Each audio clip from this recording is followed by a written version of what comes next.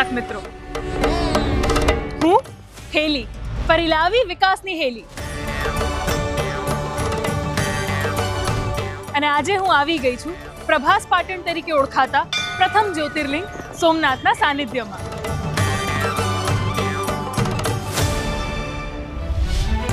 દેશના વડાપ્રધાન અને સોમનાથ ટ્રસ્ટના અધ્યક્ષ શ્રી નરેન્દ્રભાઈ મોદીની સોમનાથને શ્રેષ્ઠ ટુરિઝમ પ્લેસ બનાવવાની નેમ રાજ્યના મુખ્યમંત્રી શ્રી ભૂપેન્દ્રભાઈ પટેલે પોતાના ખભે લીધી છે. ત્યારે સોમનાથ દાદાના ભક્તોને મળી છે અનેક વિકાસ કાર્યોની ભેટ. વીર હમીરજી સર્કલથી મંદિર પરિસર સુધીનો માર્ગ ક્લિયર થવાથી હવે છેક દૂરથી મંદિરના દર્શન થઈ શકે છે. અને આધુનિક ફાસ્ટેગ પાર્કિંગ સુવિધાથી ટુરિસ્ટ ફેસિલિટીમાં પણ વધારો થયો છે. તમને ખબર છે, શિવજીના અભિષેકથી નીકળતી પવિત્ર સોમગંગા હવે ઘરે પણ લઈ જઈ શકાય છે.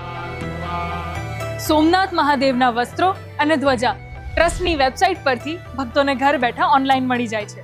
અને એટલું જ નહીં, આ વસ્ત્ર પ્રસાદ તમે કોઈને પણ ગિફ્ટમાં મોકલાવી શકો છો.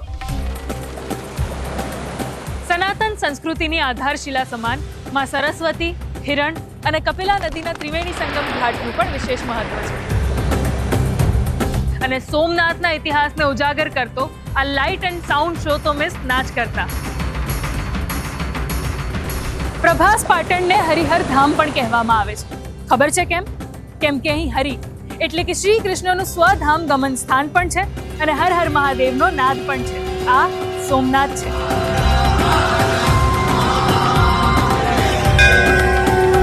તો હું હેલી, ફરી લાવીશ વિકાસની હેલી.